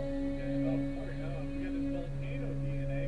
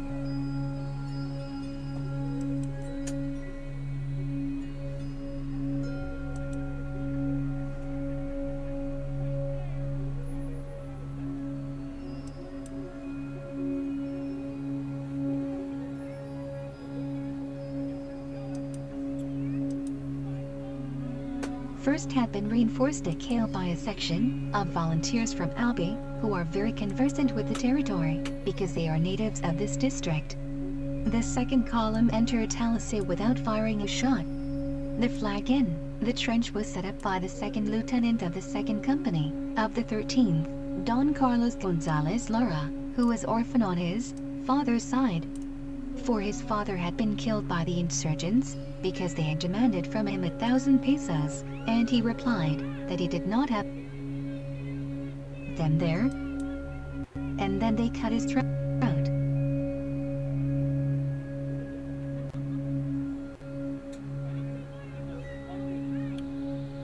About 2:00 p.m., we took up the march toward Bauyuangan to see what had happened to the 2 companies which from they were to go to Talisay, and which they had not affected, the same as the column Serralde, which came by way of Mount Sambay, which was not seen until they had taken their position, and which had brought us more than 1,500 Talisanes, which had been presented to them on the road. The 2 companies from Bauyuangan did not show themselves either, because of the narrow passes of the road they had met with resistance, and by taking another way the road would have been left free to them, so that they might have escaped. Which did not suit us, because in this way they would have fired upon Bauyuangan, and it might be that the reserve force might not be present. The rest would be too few to defend the fort. At night we arrived at Bauyuangan, and I was to see again the land, watered by the blood of my captain and friends. In memory of my captain mentioned, in building and dedicating the fort, they named it after him, Yena, as being the same place where he died. From there we went out the next day, tearing down all the trenches we found on the way. We passed through Banadero. We went on and entered, gloriously and victoriously into Yenanin, from where, after 3 days, we were detailed to the 2 small forts at Kale, where we are very comfortable. I have just learned that I have been promoted to the honorable position of First Lieutenant. Cougar Daly. Cougar Daly's connection with the company had not extended 2 days till he was duly installed as dog robber for Lieutenant John Bustam, the most handsome, soldierly looking, and intensely despised officer in the Th Foot. Bustam, or Buse, his enemies called him, must have had liver complaint, for his temper was always riled, like stagnant water full of crawfish. And when Captain Bobson left the company for a few weeks to go on a hunt up the St. Joe River,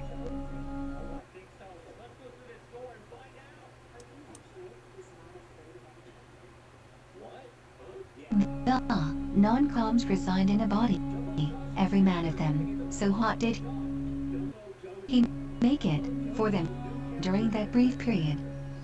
As for the batch of recruits, fresh from the drill sergeant and bulldozing of the recruiting rendezvous, they deserted by platoons and sets of 4s, for the life with them was unbearable. Had the old man Bobson remained away a few days longer, he would have had no one of his company, the one pride of his life, to greet him upon his return, with the possible exception of Private McCoy, who had been in the service since George Washington was a Lance Jack, and who swore that all the damned shaved tails in the army could not drive him out. Many hard things were said of Bustam, but not half that could have been told and yet save one's reputation for veracity and secretiveness. Among the things he could not keep were his word and servants. Not even would a Chinaman attend as many once. His last effort was a big Manchu from northern China, and he had no more than been installed and began his work with the usual celestial energy, till, in rushed views, as savage as a bear, and gave him more instructions in a minute than the frightened menial could have executed in a month. To cap the climax, he taught poor Chino to stand at attention, and ordered him to ever stand when in his august presence. This was more than the faithful fellow of the pigtail ox could stand, so he made it known in his own English, "Misquit GLOB. Me know, DALM and Slaughter. And he slipped into his pajamas and was gone. Then came a long series of soldier servant stock robbers, but none could hinder him for more than a day or two, and seldom got their pay for that. The complaints were all similar. He asked me to bathe his mangy dog, or he ordered me to stand at attention when rocking the damned cradle, so precious are his bricktop brats. Or she, for Mrs. B was not angelic, wanted me to fan the flies off her ring-tailed cat while that animal chose to nap. And so they ran. Thus they growled and quit their places, usually without giving notice. Then Private Jones, Brown, Smith, or whoever the offender might happen to be, endured his turn of torture and calling down when, at drills and other duty, till there was a fresher victim on whom this choleric officer could wreak his vengeance. Now came Coker Daly, fresh from the Bowery, with the odor of stale, barren twofers on his $7 sit suit marked down to $5.99, which was hanging in the orderly room, and which he was sure to don when an old guard passed him sober. But Daly was, like all soldiers in one respect, he always got drunk in uniform. Daly, indeed, as true a Dutchman as ever bore an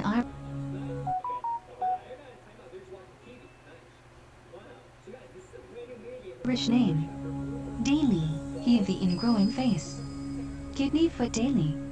Daly, the man with his chest on his back, were just a few the handles he enjoyed. It was Archie Fedden, lately of the Queen's Own, but now a buck, private in Uncle Sam's service, who aptly said, "Daly, take off your bloomin' hat and put it on Fossie the Rare and you'll have as fine a brace and as smart parents as any non-com and the Queen's guards." Messel, for example. Unfortunately for poor Daly, he could not follow Fedden's advice, and must content himself with his dromedary set-up. The company, non-commissioned officers were disgusted with him, for the company enjoyed the reputation of being the best drilled in the regiment, but here came this hopeless recruit to muddle the rank at parades and walk on the heels of his front rank man. Corporal Self, the meanest martinet in the outfit, drilled him till his tongue was hanging out, and then reported to the captain. "Sir, there's slight hope for that spell being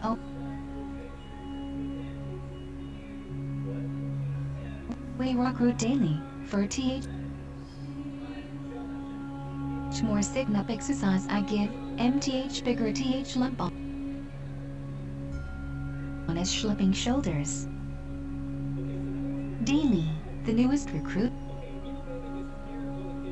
in the regiment, now dock robbing for abuse, and excused from cook's, police, room orderly, guard, fatigue, and, in fact, everything except drill, and he would have been relieved from that had he not been sorely in need of it. The men hated him more cordially than the devil despises a Christian who refuses to slide.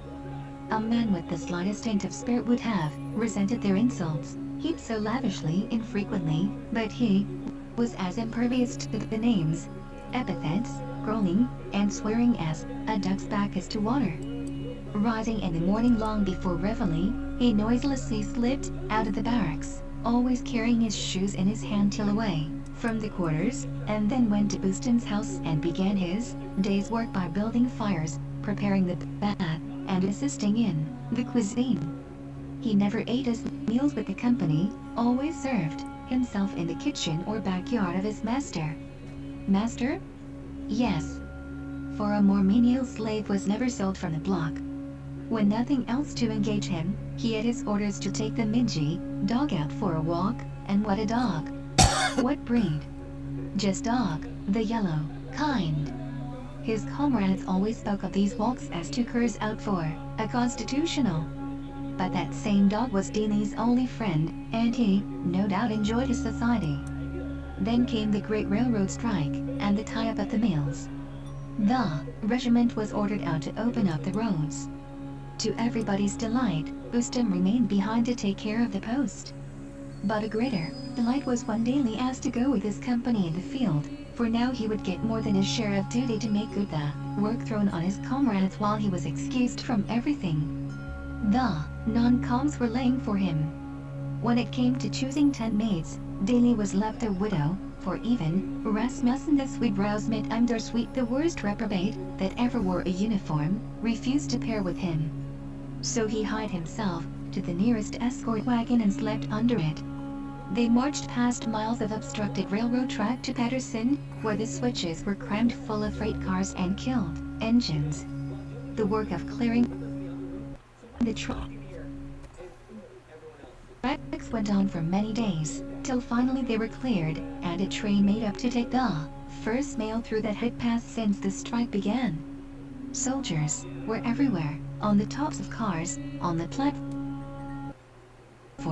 inside, on the tender, and riding on the cowcatcher, loaded rifles in hand, were Archie Fenton and Cougar Daly. This heavily guarded train sped on at a lively rate, through tunnels, over cuts and fills, coughing a continuous challenge to the groups of strikers gathered along the way to watch it pass. On it went. The soldier engineer, taking courage from the docile attitude of the strikers, pulled the throttle wide open, while the soldier fireman was heaving coal into the fiery furnace, even though the steam was, at the time, blowing off. The giant machine leaped forward like a spurt stallion, easily making 50 miles an hour. Daly and Fenton were holding on like grim death, for the track was rough and the speed unprecedented for that road, a new one. A bad curve was just ahead, but the speed was not slackened. Like a racing horse on a small track, the engine struck it and leaned toward the inner circle, but an instant later straightened up and flew on its way. Just as the curve was turned, a few hundred paces ahead, stood a small group of tramps. Seeing the train, they hastily broke and ran for the timber along the edge of the right-of-way, but not before one of them hurriedly stooped and placed something on the track. 100 eyes were on him, and as many rifles were instantly raised to fire, but Daly was the first to pull the trigger, and the man fell backward, down the embankment, bearing with him that which he had endeavored to place on the rail. In firing, Daly was compelled to let go his hold, which kept him on the train, and he lost his balance and fell forward, crushed into an unrecognizable mass beneath the wheels. The train was stopped, and 100 aching hearts, which had melted in the presence of death, went tenderly to their duty of gathering up poor Daly's remains. The tramp had been shot fairly through the head, and he had died, holding in one of his clenched fists a deadly bomb, which, but for the presence of mind and quickness of action of the despised recruit, would have sent every soul on the train into eternity. The next day the Rocky Mountain Daily Eagle contained this associated press report. The late Private Daly, of Company TH Infantry, who was crushed beneath the first train out of Patterson, Montana, while firing at it. Antonio Bresci, the anarchist, was from New York City, where he has a mother and younger sisters,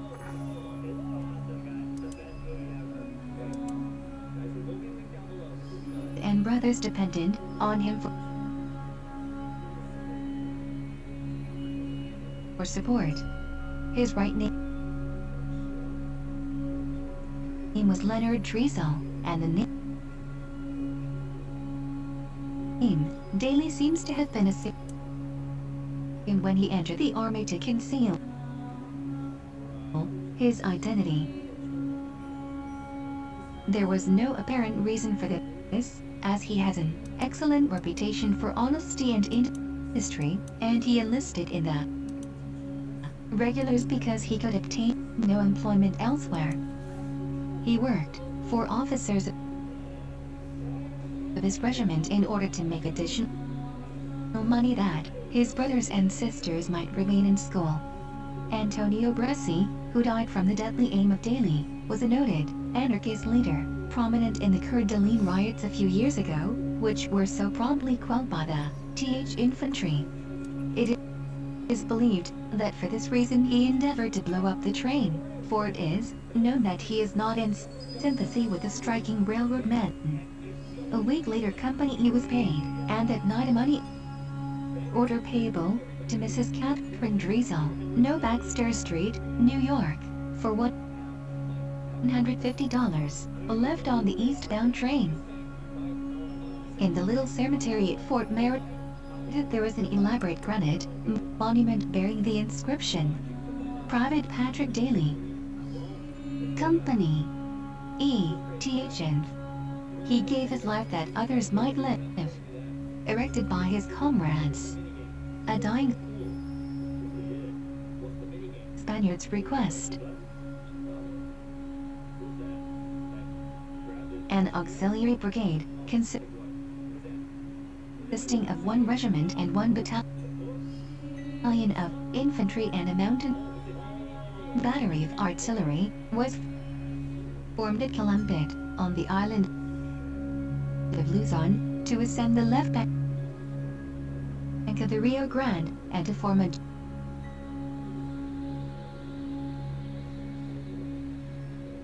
junction with Lawton some distance above. This expedition was accompanied by 2 gunboats belonging to the Mosquito Fleet and 1 launch used to tow the Cascos, or native freight barges, bearing an extra supply of rations and ammunition. This was in May 1899. I was provost marshal of this expedition. When we first entered a town or city, after capturing it, it was my duty to find out what buildings contain valuable property and immediately place a guard over them in order to prevent the place from being looted.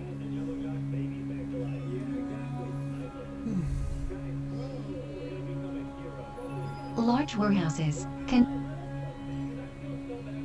containing immense quantities of rice, sugar, silks, peanut cloth, and other things equally as precious were frequent finds. They had to be guarded. We met with but little resistance on this expedition till we reached the town of San Luis, about 12 miles up the river from Columbit. The heavy fire of our infantry and artillery, ably assisted by the little pepper boxes afloat,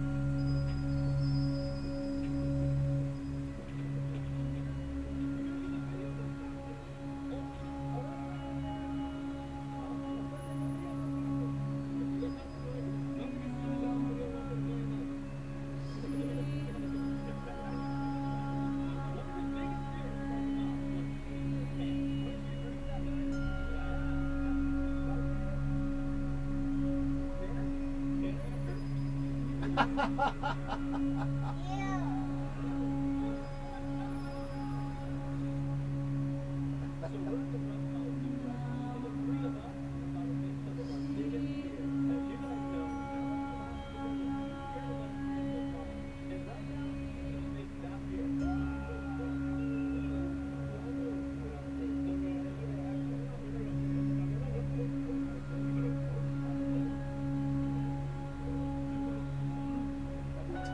on skates.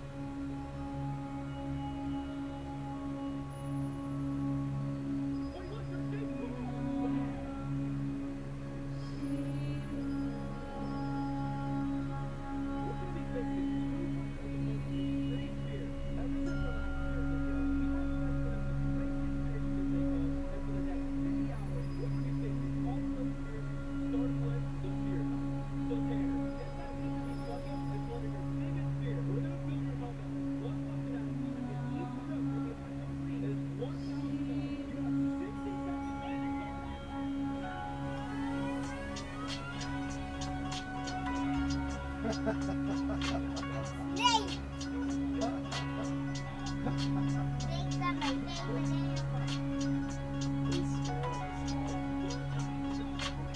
not. I'm wait.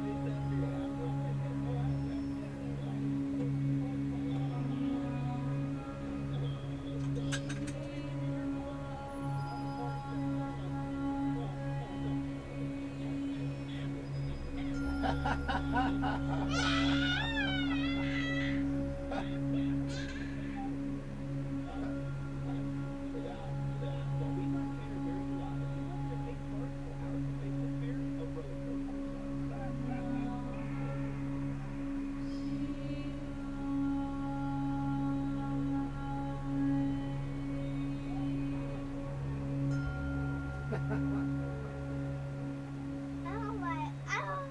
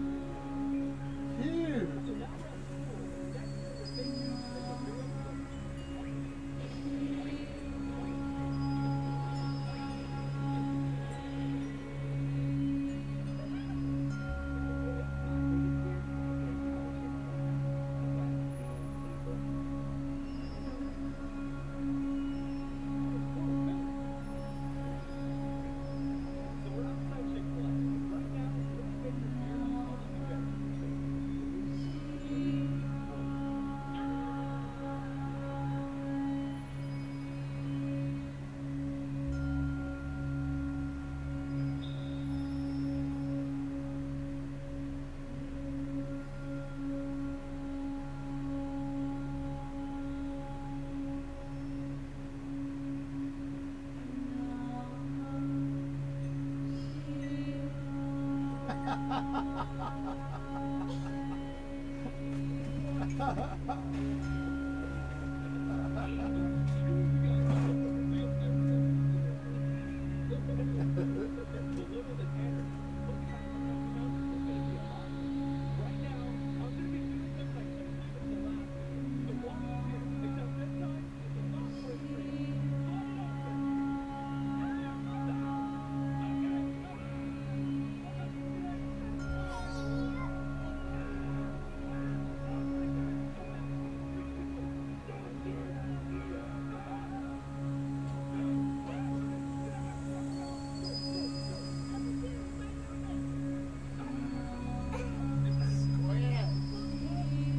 Aquaman.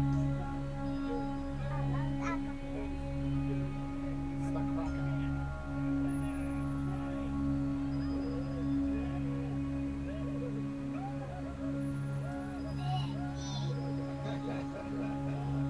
I love the view.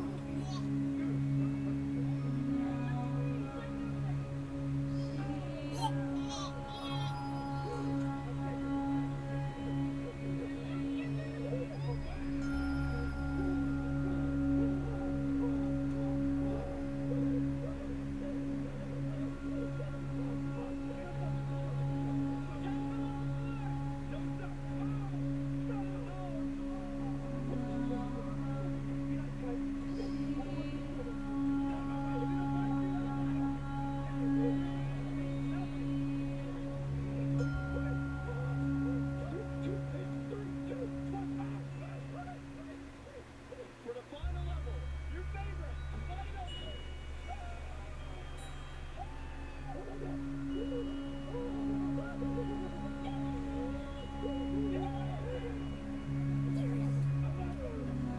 Alright, Alan, because you didn't fix the first thing, you're still gonna have to fix the subplot later in this video. That's what's gonna be a lot more. So we're on our way to phase 4 here. Now keep in mind that from here on out, the parents are only gonna get 4 more streams, so make sure you keep watching. We're gonna realize actually one of our biggest viewers in the last video. Emily, feel free. They work closely with children.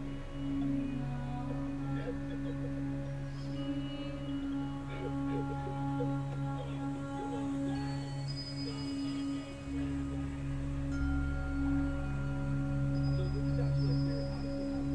The beer monster, I don't do that. And before I finished that beer, I actually thought it was amazingly just for show.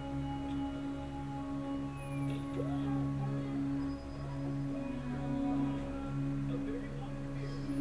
Beer scary monster. And I'm a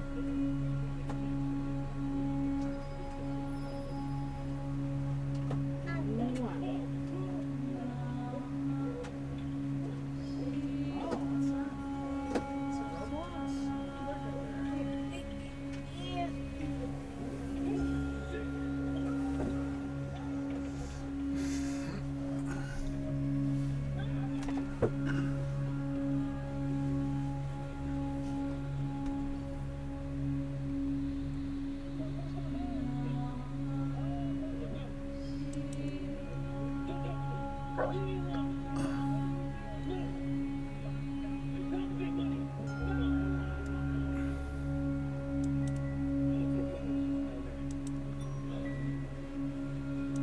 Wait, I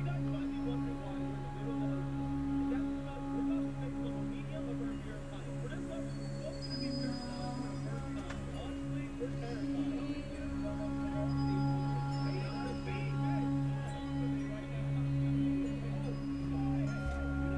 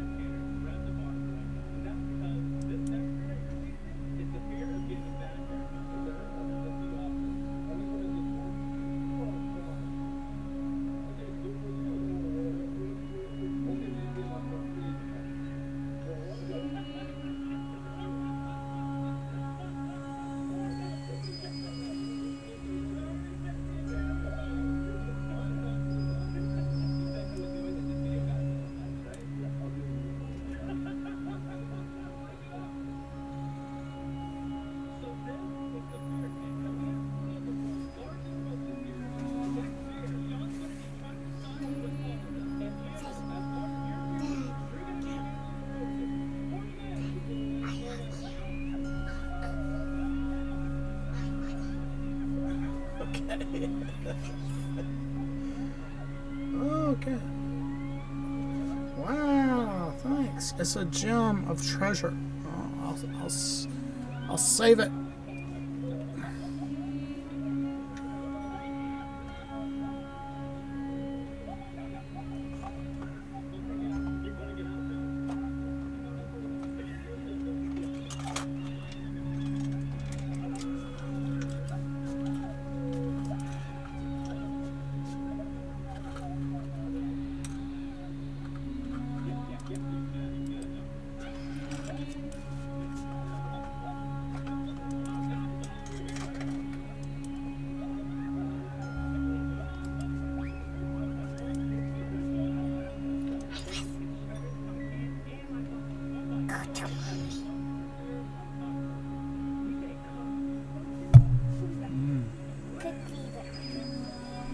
Go to mommy. Yeah, go to mom. Give her these. Yeah. I love you. I'll give you.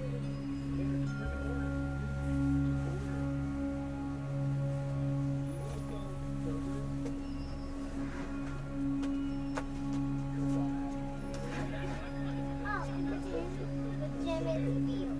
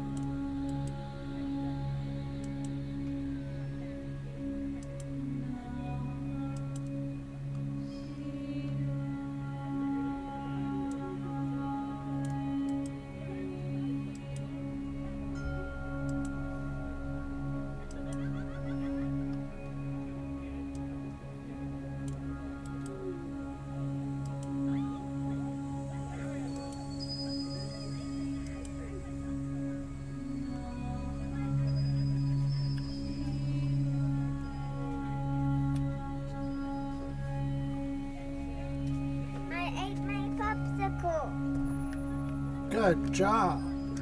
Give me another one. Okay, let me go get you another one right now.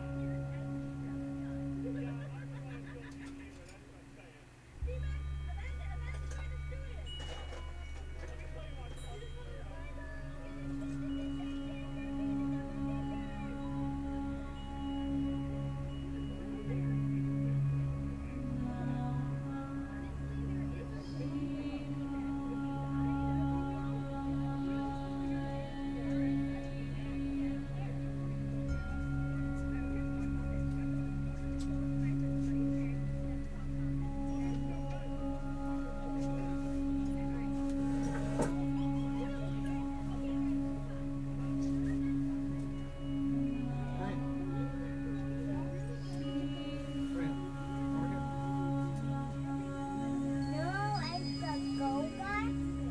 This is all you have. It's the go guy. We'll get some yogurt later when we have the car.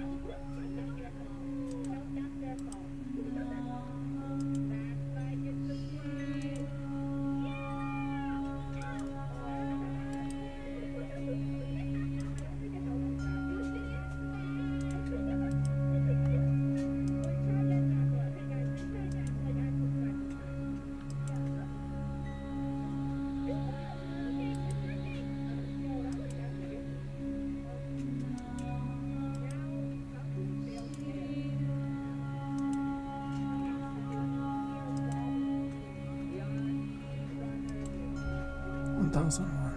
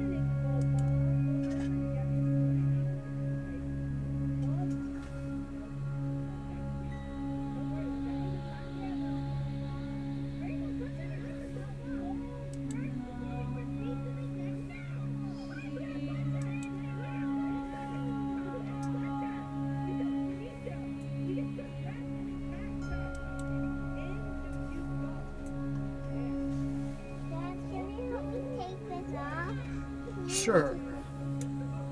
Sure, you want to take that off. Let's see. It's a special part. There we go. See, this is a special part. It's supposed to go with this. Okay, that's why it's hard to get off.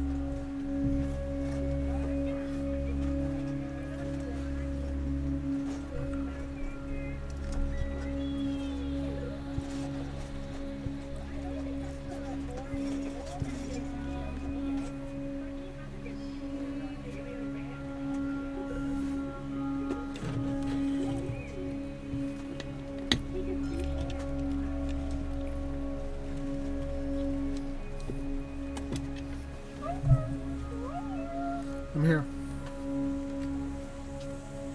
You What?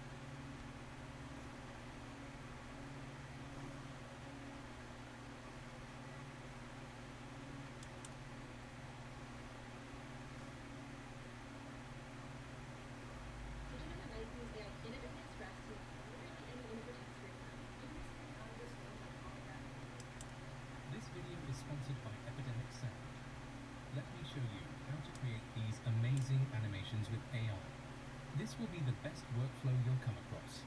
We will take still images and transform them into stunning storytelling scenes. I will show you how to do it step by step, even how to make them move their lips according to your script. With this tutorial, you'll be able to generate anything you can imagine, making every creation unique to you. You can even produce them at an animation studio level if you dedicate the time and perfect the method. You'll be able to earn money on YouTube or even create these animations for clients if you wish. So if you need any help with your creations, join our Discord. Or if you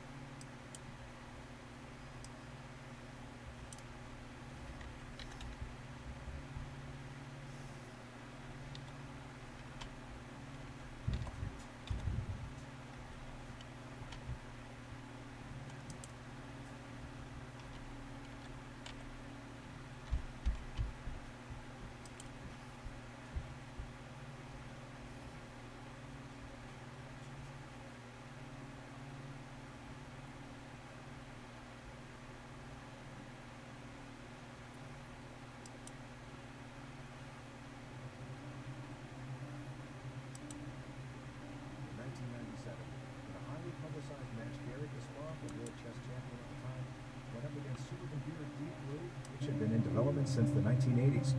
Deep Blue defeated the world champion by winning 3 games and drawing 1. The supercomputer's victory is considered a milestone in the history of artificial intelligence. In 2011, Watson, a supercomputer also developed by IBM, competed on Jeopardy against 2 all-time champions, besting them both and winning the $1 million prize. Watson, who is Franz Liszt? All right. What is Island? But who is the church lady? Yes. I would have thought that technology like this was years away, but it's here now. Go is a complex board game that requires a lot of intuition and creative thinking. It was long considered a difficult challenge for AI. Nevertheless, in 2016, Google DeepMind created a program called AlphaGo that defeated world champion Lee Sedol 4 games out of 5.